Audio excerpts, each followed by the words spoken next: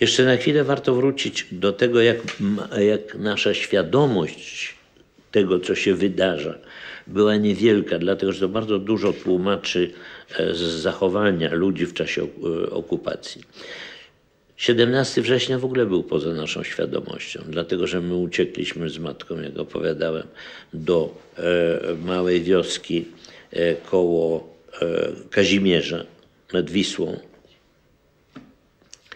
Chaos i całkowity brak orientacji polskiej armii, to co się wydarzyło, ten cios, był strasznym też i ciosem w nasze serca. My, chłopcy, uważaliśmy tą armię za niezwyciężoną. Taka była nie tylko propaganda, ale tak myśmy uważali, no jak to jest możliwe, żeby ta armia w takim popłochu nagle cofała się, żeby taka dezorganizacja była, żeby w tak krótkim czasie to wszystko się, że tak powiem, ten rozpad nastąpił. To zresztą było potem głębokim, że tak powiem, odkładało się głębokim kompleksem na wojennych filmach, które zrobiłem.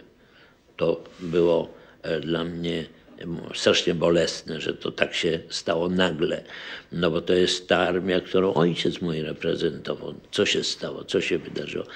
I dlatego 17 września był w ogóle poza naszą świadomością, ponieważ nie było żadnej komunikacji. My dopiero dowiedzieliśmy się o tym, kiedy wróciliśmy z powrotem do naszego domu.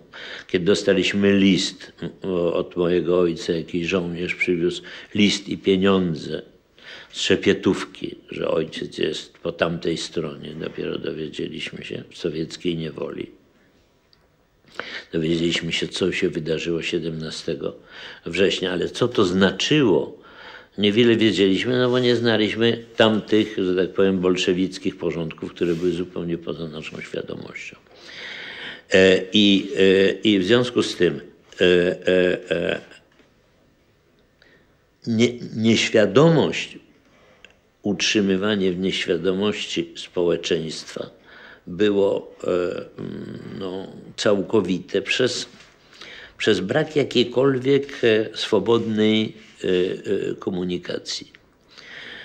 To prawda, że ludzie pisali różne rzeczy i dzisiaj, kiedy wypływa korespondencja z czasów okupacji, jest zdumiewające, jak w tych listach pisano o różnych rzeczach, które gdyby były kontrolowane, Niemcy mieliby lepszą kontrolę nad tym, co się działo w Polsce. No ale mieli wystarczającą, żeby, że tak powiem, całkowicie zdezorganizować jakiekolwiek życie. Oczywiście sam przenosiłem i sam dostawałem gazetki, które zawiadamiały nas, że się szykuje, że Londyn, że Francja, że Anglia, że nam nie pozwolą zginąć. No ale to były, że tak powiem, obiecanki, a rzeczywistość wyglądała tak, jak wyglądała. Nam się wydawało, że ta klęska musi się szybko odwrócić, że to nie może być tak, że to będzie trwało w nieskończoność, tylko że wojna się skończy w ciągu kilku miesięcy. Dlatego nie warto się przygotowywać specjalnie. No, przeżyjemy jakoś zimę, a z wiosną, jak to już wszyscy mówili, już ten na białym koniu przyjedzie do nas. To w późniejszych latach Anders, a tutaj, że po prostu wszystko się odwróci, wojna się skończy.